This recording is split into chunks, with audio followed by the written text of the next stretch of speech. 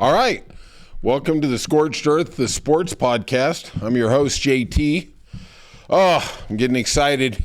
Brian and Scott are probably going to be here in a week and a half. We're just working out some software glitches. I'll tell you what, there's a lot that goes into it.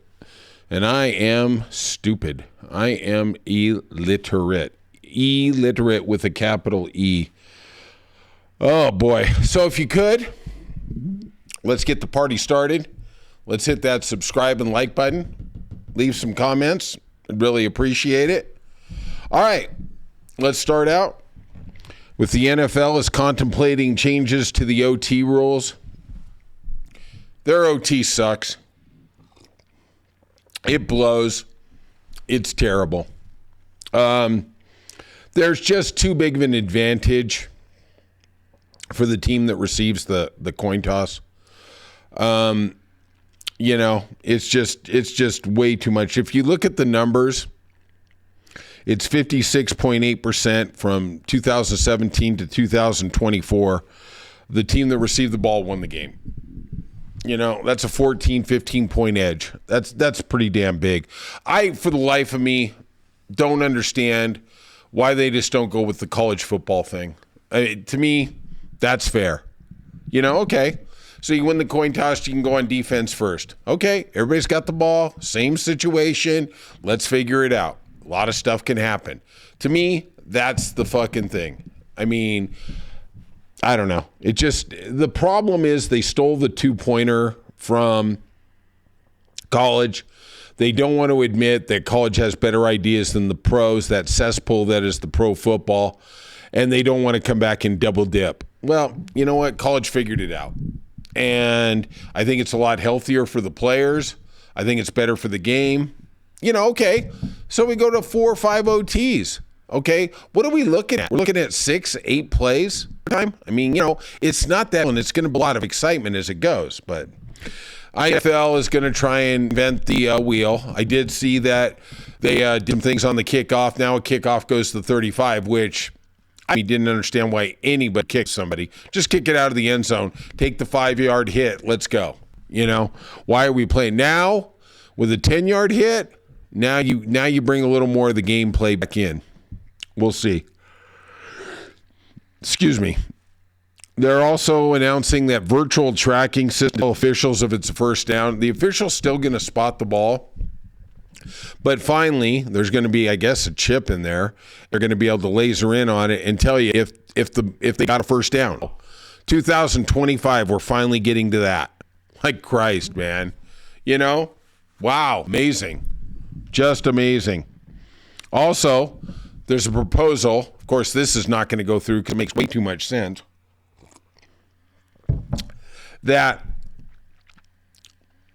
an expansion of the replay, and it's going to help with face mask penalties.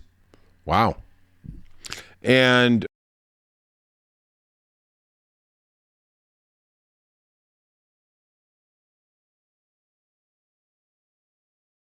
other assorted penalties that the officials miss. We saw so many of those penalties. Joe Burrow had a couple where he got face mask. They didn't see it. They missed it. At the end of the day, they talk about, we don't want the game to go too long, but they got a 3-hour pregame. Okay. And all they're doing is feeding you highlights. I don't think anybody has a real problem with a football game going 3 hours or 3 hours, 20 minutes. The more you get right, the better we believe in the integrity of the game. Really, that's all that matters. 49ers have begun contract talks with Brock Purdy. About time. I personally think the guy's a good quarterback. I think he does really well in Mike Shanahan's system. I think you don't want to lose him. Forget that, you've gotten a haircut. You've gotten such a great deal for the last couple of years because he was a 7th-round pick. Let's pay the cat. I think he's going to get $50 million. Everybody says, it's funny. I was listening to Bill Simmons today, and he was like, Sam Darnold's a $30 million a year player, and this guy's and I'm like, if you're a quarterback, you're not taking a cent less than 50. It's just where the position is. And the next big I'm going to tell you right now, Josh Allen should renegotiate and he should get $70 million. I really don't care. Let's go back to the Matthew Stafford. After they won the Super Bowl in 23, he tried to give him a hometown discount. Well, he got it stuffed in his bottom. Because if he would have said, you know what, I want the market, I want 50, which was the market back then, we wouldn't be having these problems right now. Now the Rams kind of got him over the barrel. He was the nice guy. As soon as the team can F you, they'll F you. Now they're looking at it going, well, you're 37. Don't know if we want to commit to 2 years. You know what? The guy did it all right.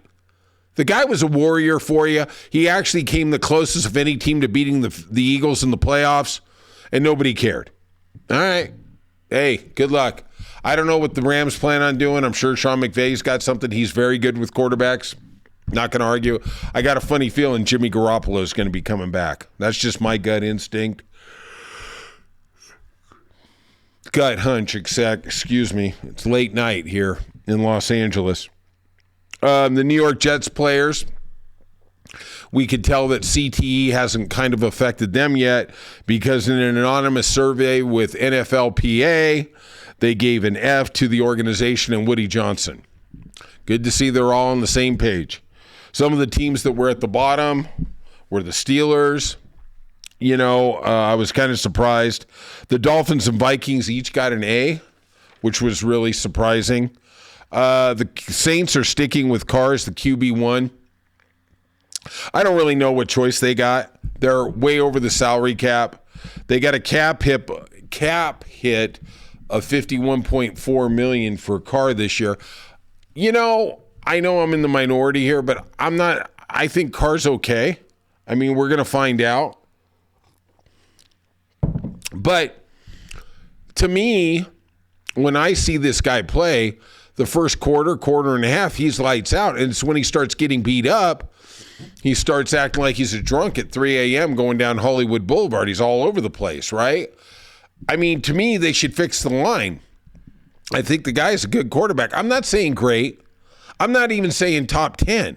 Well, that's another thing. All these guys are like, oh, this guy's a top 10. Well, they got 20 guys in the top 10.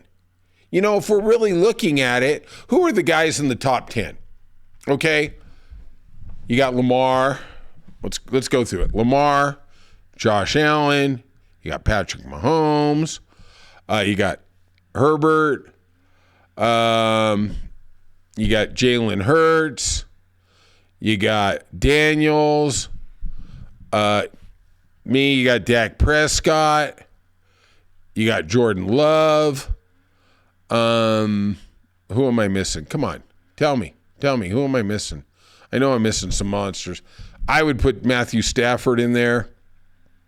And I'm not going to put maybe Geno Smith. Maybe that's the guy who comes around. I know I'm missing a monster.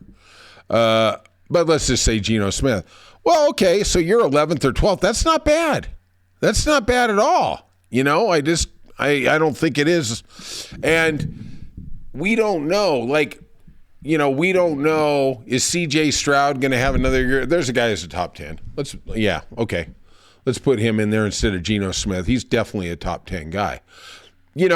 A year ago, everybody was like, oh, Caleb Williams, blah, blah, blah. Okay. Well, C.J. Stroud actually seemed to be a little better. But the second half of last year, everybody was starting to have doubts. Like, whoa, man, maybe he's not that good. I'm going to tell you something. We had a stellar class of quarterbacks last year. We had Caleb. We had Daniels. Okay, I kind of screwed up with the C.J. Stroud thing. Give me a little break here, okay? We had Drake May. We have J.J. McCarthy. We got Bo Nix. And we got Penix, okay? I'm going to tell you something right now. In 3 years, only 2 of those guys are going to be starting. Now, who? I don't know. But the history of the league says it's very unlikely this isn't the quarterback class of 84. I'm telling you right now, there's going to be some upheaval. There's going to be some guys who flame out. Maybe it's Caleb Williams. Jaden Daniels had a great year. He had a fantastic year. He was rookie of the year. He was money. That dude was straight money. But you know what? It just takes one hit on the knee, man, and it all can end. It comes and goes. CJ Stroud, great rookie year. Second year, it was still good, but it wasn't quite as stellar as the first year. I don't know. We'll see what happens. Knicks beat the 76ers. I watched the game. Knicks just didn't look good. I just, as 76ers are without Embiid, I don't know what you do. If I was the Sixers, I'd shut everybody down. I'd shut everybody down to the janitor. Why are you even playing, Paul George? Let him get healthy. Hell, just let Maxey rest. I don't care. Or, if he wants to get his triple-double every night, 30 and 12 and 10, go ahead. I don't care. Just build for the future. Get the rookies in there because you want to keep that top 6 pick. If it's 7, it goes to OKC. Boston lost to Detroit. I think Boston's just going through the motions.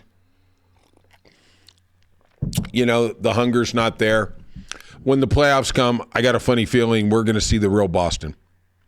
We're going to see Tatum. We're going to see that monster go. All right. If you could, hit the like and subscribe button. I'd really appreciate it. And I will talk to you tomorrow.